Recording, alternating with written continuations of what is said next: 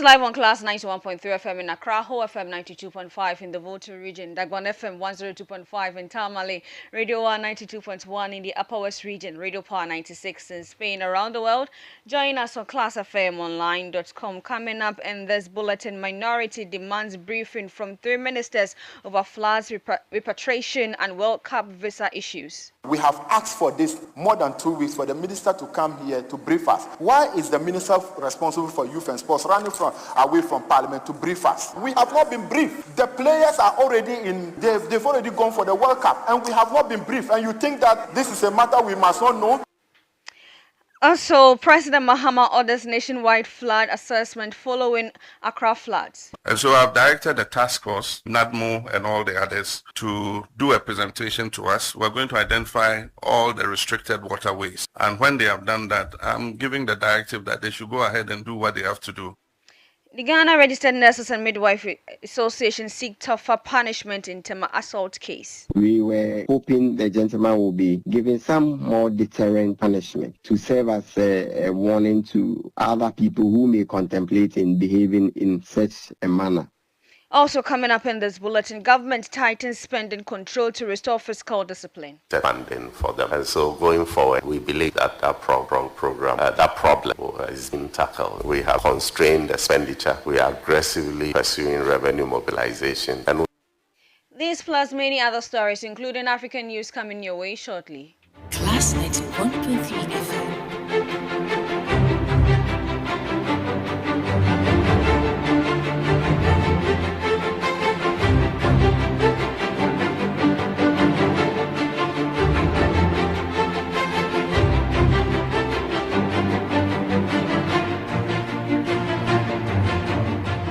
This is the Class Breakfast News. I am Elizabeth Adrian, and welcome to Class 91.3 FM. Let's settle for the details of the news. Citing growing public concern over flooding, the repatriation of Ghanaians from South Africa, and visa challenges ahead of the 2026 FIFA World Cup, the minority in Parliament is demanding answers from 3 government ministers.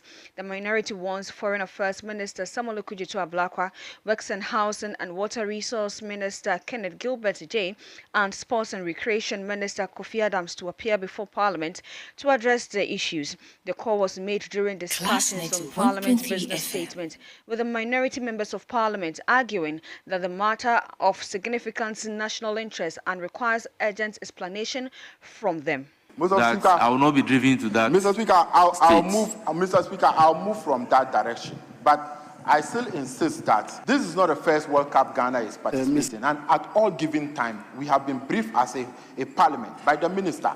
I think tomorrow or 2 days' time, in less than 48 hours, the tournament is starting. Nothing has been said.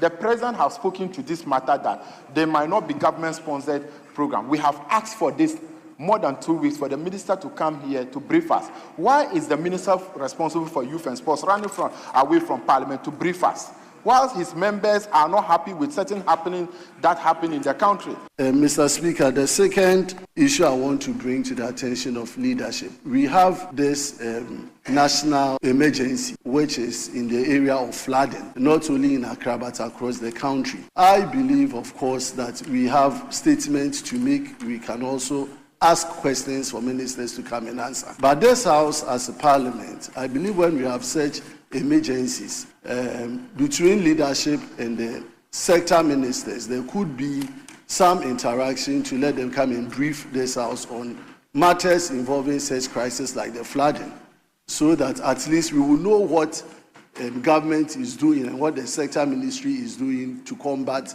the flooding and the challenges that Ghanaians are going through across the country. So I want to find out from the majority leader if he has done any engagement with the Minister for Works and so on to be able to give us a briefing on this particular flooding situation. That was the first Deputy Minority Whip and Member of Parliament for Tolon Habib Idrisu and Member of Parliament for Ifia Isaac Nyako Bwama, respectively. We'll bring you more details on that story subsequently. Now, the president is also and has directed the National Disaster Management Organization, Flood Task Force, and other relevant state agencies to prepare a comprehensive report on the flooding situation following the recent floods across parts of the country, particularly in Accra. The president said the assessment will help identify flood-prone areas and obstructed waterways while guiding both immediate and long-term measures to tackle the recurring problems. President Mahama issued the directive upon his return from an official visit to Belarus, noting that this year's persistent rains have worsened flooding and caused significant disruption in affected areas. Partly the fault of our assemblies and the officers who grant the permits. If anybody brings a house that you know is in a restricted area, which is a waterway, it's not supposed to be sold. And so you should not sign the permit for them to build. But some of the houses have building permits. How did they get them? You know, so we have to do some soul searching. And I think government must be firm in doing what it has to do in order that we stop this perennial flood issue. We shouldn't be like the vulture who says he will repair his roof when the rain stops. When the rain stops, then we forget about it. And so I've directed a task force, NADMO and all the others, to do a presentation to us. We're going to identify all the restricted waterways. And when they have done that, I'm giving the directive that they should go ahead and do what they have to do. And I hope that when we do that, all Ghanaians would understand that it is government's business to protect the safety of all of us. And that was President John Dramani Mahama. As Ghana prepares for bilateral legal talks with the United States, private legal practitioner Alexander Aban insists that concluded court cases such as that of Sedinat Temaklo Atieno remains unaffected. His comment follows confirmation by the Minister for Government Communication, Phyllis Kwachu, that the Attorney General is expected to meet officials of the U.S. Department of Justice following the successful extradition of Temaklo Atieno. Speaking on 505 yesterday with my colleague Kwame Ochi Jr., Alexander Aban explained that such engagements are generally aimed at strengthening legal cooperation and addressing policy issues rather than reopening cases that have already been determined by the courts. I don't think any discussion between Ghana's Attorney General and a representative of the Department of Justice in the United States is going to bother on the judicial process which has already taken place. It may be on some other things, but not necessarily in relation to Sedinat Temaklo alone. It may be on broad policy discussions and all that. Because, like I said, the two persons, they cannot sit in judgment or they cannot sit on appeal over the judgment of the High Court. And so that discussion may not at all deal with judicial process, which has already been concluded by the High Court in the conviction of the lady. Usually, every extradition is fought on the merits because the requesting country will have to show that the person indeed has a case to answer, criminal case to answer, and that the request for extradition is not a subterfuge to persecute the person. Thus, private legal practitioner Alexander Aban. Now, the Ghana Registered Nurses and Midwife Association has expressed mixed feelings over the sentencing of a man convicted of assaulting a nurse, saying it is expected a harsher punishment, but respect the court's decision. Two district court convicted Desmond Busumtre for assaulting nurse Priscilla Ado at the Community 2 Polyclinic in Tema, finding him 100 penalty unit and ordering him to pay 5,000 Ghana cedi in compensation. The court also barred him from visiting the facility for 12 months and directed him to sign a bond of good behavior. Speaking after the ruling, the Deputy National Public Relations Officer of the association, Philmon Japan, said a stiffer sentence would have served a stronger deterrent against attack on health workers. We'll bring you that soundbite subsequently. Let's move away from that. Now, the Minister for Local Government, Chieftaincy and Religious Affairs, Ahmed Ibrahim, has called on local authorities to ensure transparent and effective use of public funds allocated for community development. Speaking during a tour of part of the Greater Accra region, the minister said government has made substantial financial allocation to district assemblies to help address local development challenges. He noted that a significant portion of these funds is transferred directly to the assemblies, with an additional 3% reserved for persons with disability. He urged local leaders to ensure their resources are used efficiently and in a transparent manner to improve the livelihoods and living conditions of residents. You are a type of idea. How do you generate ideas? You are the leadership of Gambia. You are. And there's a saying in Akasa, Jawa, as well. Don't take somebody who comes from somewhere and come and develop Gambia. That is why we're giving your destiny into your hands. We're giving you the money. The resources are given to you. You don't take 88, let us promise 80%. We gave you 88.3 or 1.4%. Beyond this, we gave you 3% from persons with disability. How do you spend it? Some assemblies, they are not scheduled. They are marked into the disability accounts. We have come persons with disability, 3% first quarter, 3% second quarter, 3% third quarter, 3% fourth quarter. How do you disperse it? That's the Minister for Local Government, Chieftaincy and Religious Affairs, Ahmed Ibrahim. Now, Deputy Finance Minister Thomas Nyarko Ampem has announced stricter expenditure control, saying the move will improve public financial management and support microeconomic stability. He explained that the policy is aimed at preventing unapproved spending by state agencies, curbing budget overruns and strengthening fiscal discipline.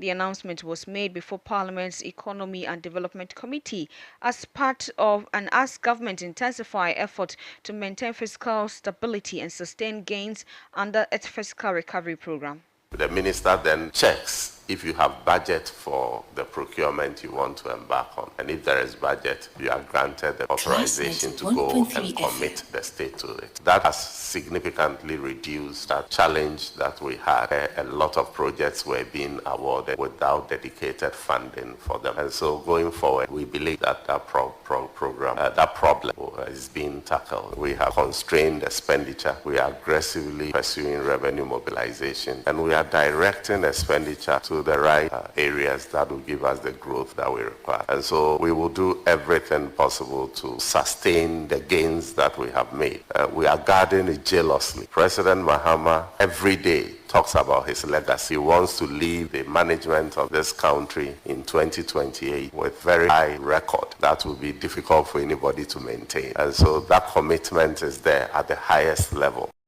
That's the Deputy Finance Minister Thomas Nyarko Ampem. To South African news, a Kenyan court has upheld the 2024 impeachment of former Deputy President Gachagua, effectively barring him from holding public office. The three High Court judges dismissed Gachagua's petition challenging the impeachment, including claims that the process was politically motivated and biased against him.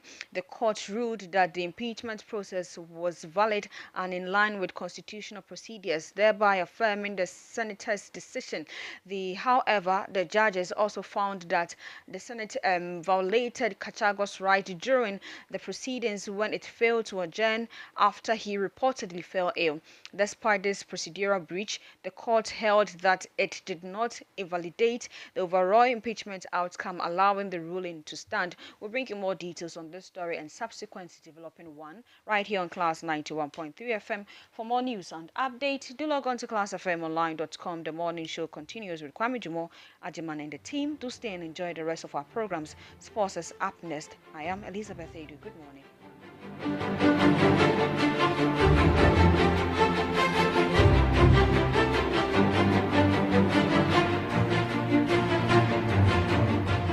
This is the Class Breakfast News. Class News is expanding its frontiers as it can now be heard live on Dagbon FM 102.5. Join our news team on The Breakfast, 12 Live and 505 as we bring you up-to-the-minute news as they break right here on Class 91.3 FM and also live on Dagbon FM 102.5. Class News, bringing you the stories as they break. Your 2 to 5 p.m. on radio is just about to sound different. Your 2 to 5 p.m. on radio will be exciting. Yeah! It's It's buffet season. You're having bits and pieces of everything. We talk good and we play too good. My name is Mr. Lion. And my name is Irene Sewa Kwafo. They say variety is spice. We say variety is class. The Class Drive. The Class Drive. Weekdays 2 to 5 p.m. on Class 91.3 FM. Hello, hardworking traders of Ghana. I've got terrific news for you. If you have goods to sell in the store, shop, market, or online, call Beautiful Betty or Handsome Kojasari on 0245-929-220, 0245-929-220, and we'll help you sell faster to more customers. Customer. See and hear the adverts on CTV, Ghana's #1, and buy at a good price. CTV and all our radio network across Ghana is helping traders connect to customers here, there, and everywhere to sell your goods to more customers. Call Beautiful Betty and Handsome Kojasari on 0245-929-220. That's 0245-929-220. Class Media Group. We help traders sell to customers. Class Sports Team, come in.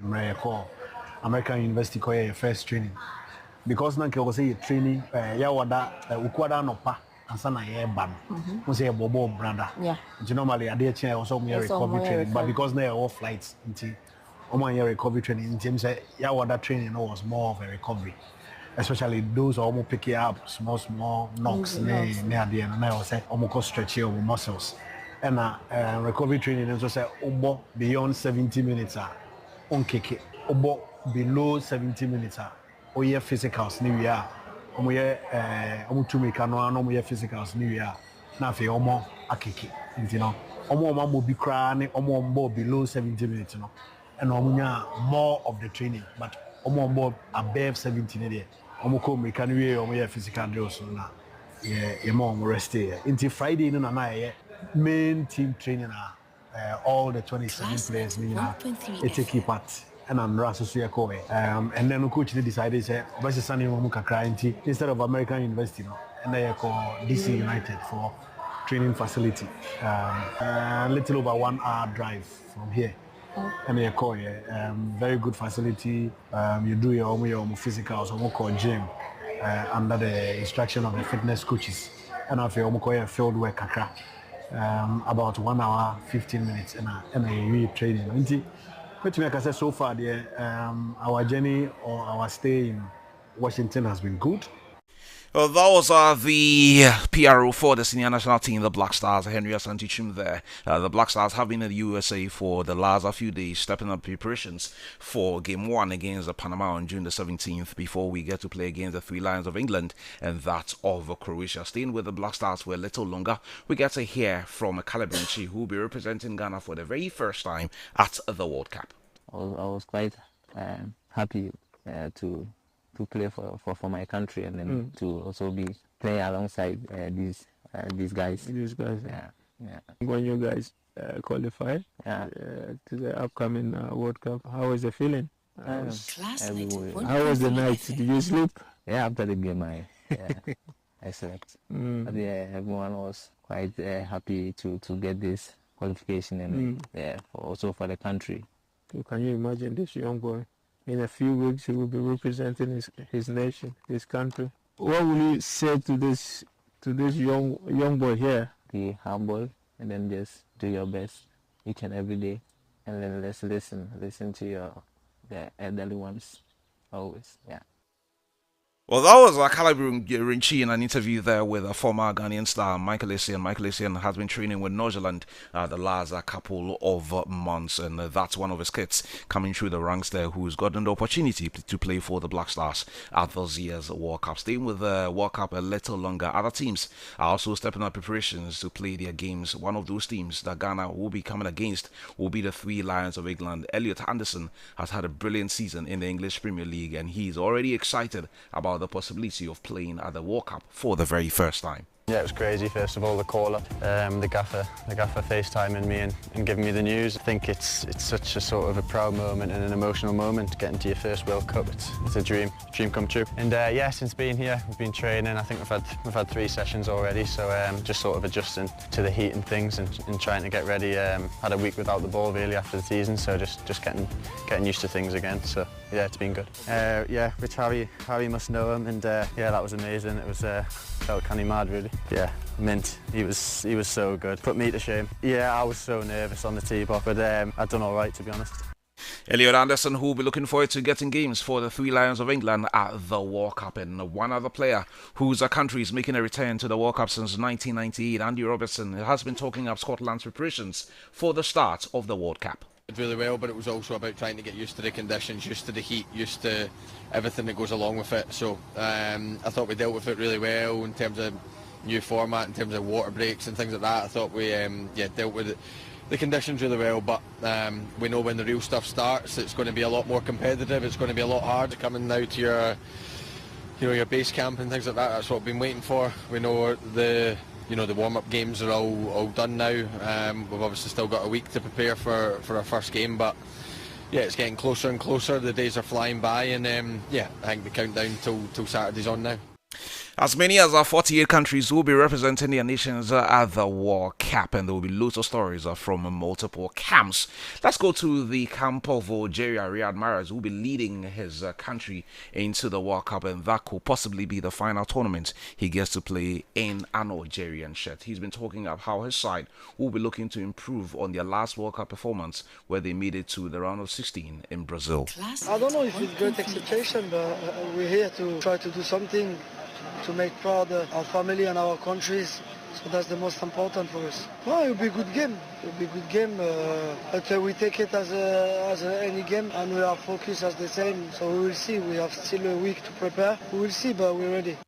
One game at a time for many, and the expectations of the Three Lions team as they go into the World Cup. In the last few tournaments that England have played, they made it to a semi-final or better, and there are many fans at home who will be looking forward to the Three Lions going one step further and possibly winning the World Cup for the first time since 1966.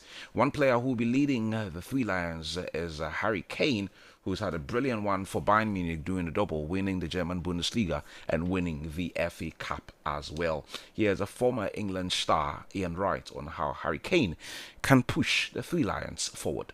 Yeah, but we know that he's going to do that. And the main thing with Harry is that Harry can drop deep, people will go beyond him. Yeah, we've got runners in the team, but the main thing with Harry is that Harry will be there to score that goal like we did today.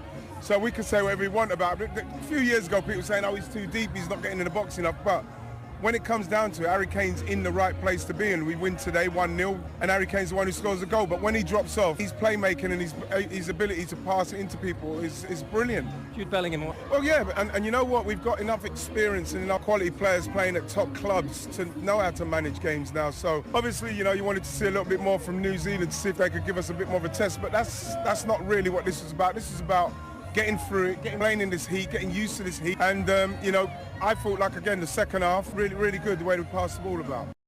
That was our former England international Ian Wright on whether Harry Kane will be able to lead the Three Lions of England to possibly winning the World Cup for the first time since 1966. So that's 60 long years if you do the maths. Let me just quickly run you through some games that are coming up in the early days of the tournament. Later tomorrow, it will be only one game. Mexico will be playing against South Africa. There will be many who will be looking forward to this one because Mexico is set to make history there, becoming the first ever nation to host the World Cup on 3 occasions. 1970, they hosted it for the first time. 1986, they only came in because Colombia was not in a position to host the World Cup. And then they get to host the World Cup again in 2026. And then later on Friday, there are loads of games. South Korea will be playing against Czech.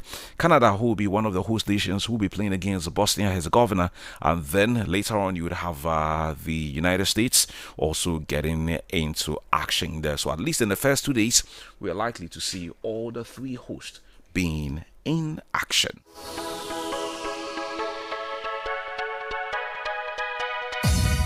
Well, we move away from all the issues